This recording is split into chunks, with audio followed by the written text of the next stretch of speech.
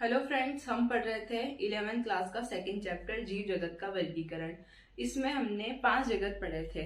एक सबसे पहले जगत के बारे में या किंगडम के बारे में किसने बताया था? अरस्तु ने। फिर द्विजगत प्रणाली, 3 जगत प्रणाली, 4 जगत तथा 5 जगत प्रणाली पढ़ी थी। 5 जगत प्रणाली 1969 में आर.एच. व्हाइटेकर द्वारा दी गई थी। मोनेरा, प्रोटिस्टा, फंजाई, प्लांटी तथा एनिमेलिया, इन पांचों किंगडम के बारे में हमने जनरल करेक्टर पढ़े थे। आज हम एक एक जगत के बारे में विस्तृत से अध्ययन करेंगे। यानी आज हम पहला टॉपिक स्टार्ट करेंगे मोनेरा जगत। किंगडम मोनेरा, इसमें कौन से जीवों को रखा गया है? तो मोनेरा जगत है, इसमें प्रोकैरियोट्स तथा एक कोशिकीय जीवों को रखा गया है। हमने प्रोकैरियोट्स किसे कहते हैं ये हमने पढ़ा था, जिसमें केंद्रक पाया जाता है लेकिन केंद्रक कला नहीं पाई जाती है। तो इसमें प्रोकैरियोट जीवों को तथा एक कोशिकीय जीव जिनका शरीर एक कोशिका से बना हुआ है, एक कोशिकीय जीवों को इसमें रखा गया है। तो हम पढ़ते हैं आज मोनेरा जगत के बारे में, सामान्य लक्षण, जनरल कैरेक्टर तथा फिर उसके बाद में पढ़ेंगे इनमें कौन से बैक्टीरिया रखे हैं तथा उन बैक्टीरिया के बारे में विस्तृत से अध्ययन करेंगे। तो इसमें ऐसे जीव रखे गए हैं जैसे आर्की बैक्टीरिया यानी आद्य बैक्टीरिया, साइनोबैक्टीरिया, जीवाणु तथा माइकोप्लाज्मा को इसके अंदर रखा गया है। तो इस जगत में जीव आते हैं जो प्रोकैरियोट्स होते हैं। इनमें आने वाले जीव एक कोशिकीय होते हैं। उदाहरण के लिए जीवाणु इसमें आते हैं, माइकोप्लाज्मा आते हैं, यू बैक्टीरिया तथा आदि बैक्टीरिया को इस जगत में रखा गया है। अब हम पढ़ेंगे इस मोनेरा जगत के सामान्य लक्षण के बारे में। तो इसमें सत्य केंद्रक का अभाव होता है। हमने पढ़ा था कि प्रोकैरियोट से उसे कहते हैं जिसमें केंद्रक तो पाया जाता है लेकिन केंद्रक कला नहीं पाई जाती है। तो इसमें सत्य केंद्रक का अभाव होता है, इसमें केंद्रक कला नहीं पाई जाती है, इसमें केंद्रक झिल्ली युक्त कोशिकांग नहीं पाए जाते हैं। यानी केंद्रक के अंदर जो कोशिकांग होते हैं, कोशिका के अंग होते हैं, वो नहीं पाए जाते हैं।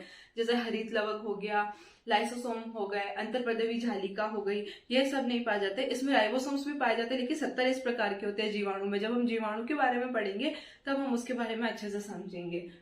तो इसमें झिल्ली युक्त कोशिका के अंग नहीं पाए जाते हैं, जैसे माइटोकॉन्ड्रिया नहीं पाया जाता है, हरित लवक नहीं पाया जाता है, अंतर्पदवी जालिका नहीं पाई जाती है तथा लाइसोसोम्स आदि नहीं पाए जाते हैं।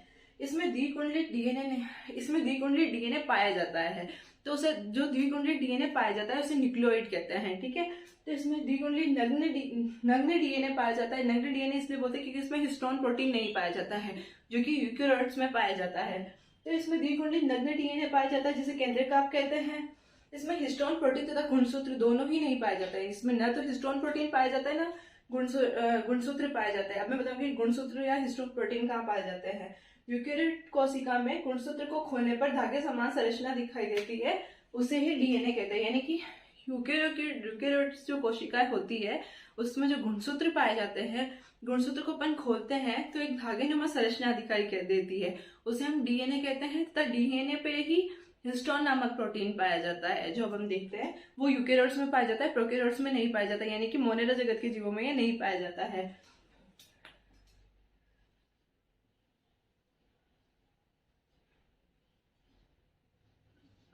ये गुणसूत्र है,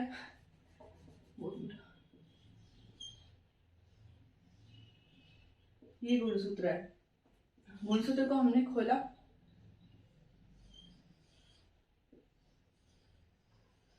तो हमें धागे नुमा संरचना दिखाई दी जो डीएनए है। डीएनए पे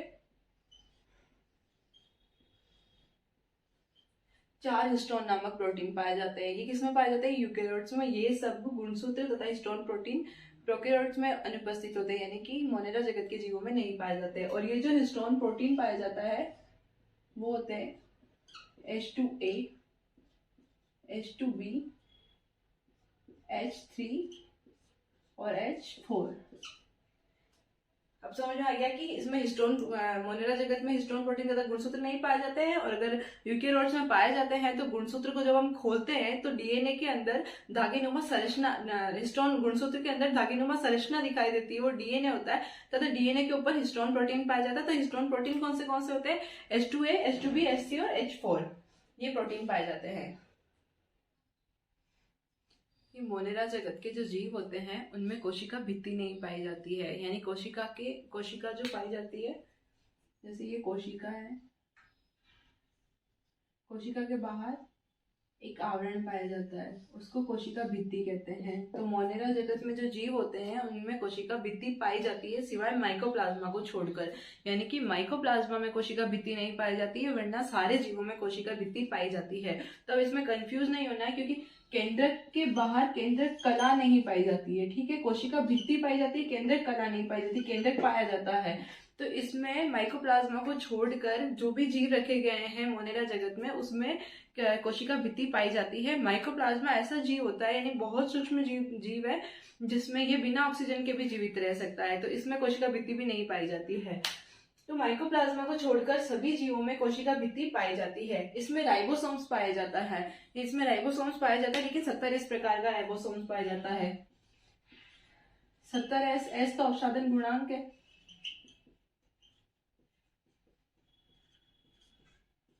यानी एक इकाई होती है।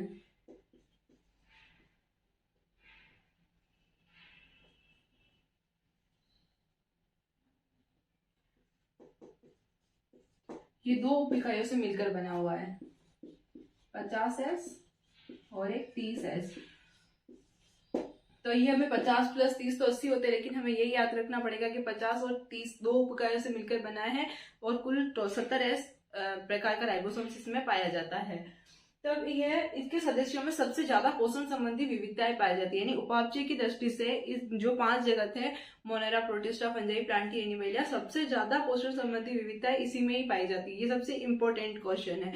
तथा ये स्वयंपोषी भी होते हैं, परपोषी भी होते हैं, तथा कुछ जीव जो होते हैं वो सहजीवी भी होते हैं। स्वयंपोषी यानी प्रकाश की उपस्थिति में स्वयं भोजन का निर्माण कर लेते हैं। परपोषी जो दूसरों पर निर्भर होते हैं, तथा ये मृत सड़े गले पदार्थों से भी अपना भोजन ग्रहण कर लेते हैं, अकार्बनिक पदार्थों से अपना भोजन ग्रहण कर लेते हैं। तो ये इनमें पोषण संबंधी सबसे ज्यादा विविधताएं पाई जाती है। तथा कुछ सहजीवी होते हैं, जैसे राइजोबियम हो गया। राइजोबियम दलहनी पादपों की जड़ों में पाया जाता है, ग्रंथिल के रूप में। तो ये कुछ सहजीवी भी होते हैं, माइकोप्लाज्मा के सदस्य। इसमें कायिक तथा अलैंगिक जनन पाया जाता है, किंतु लैंगिक जनन नहीं पाया जाता है।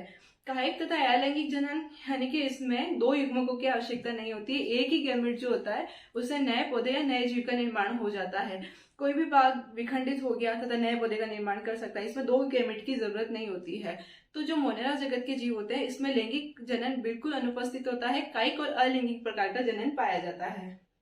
इस जगत के जीव प्रतिकूल परिस्थितियों में भी जीवित रह सकते हैं। यानी इस जगत में जो जीव पाए जाते हैं, अत्यंत गर्म स्थानों पर, यानी 80 से 100 डिग्री सेल्सियस तापमान पर भी ये जीवित रह सकते हैं। बिल्कुल गर्म झरनों पर, जहाँ पर लवणता अधिक हो, पीएच अधिक हो, यानी ये ऐसी जगहों पर भी ये रह सकते हैं। यानी विरल परिस्थिति या प्रतिकूल परिस्थिति में भी ये जो मोनेरा जगत के जीव होते हैं वो जीवित रह सकते हैं।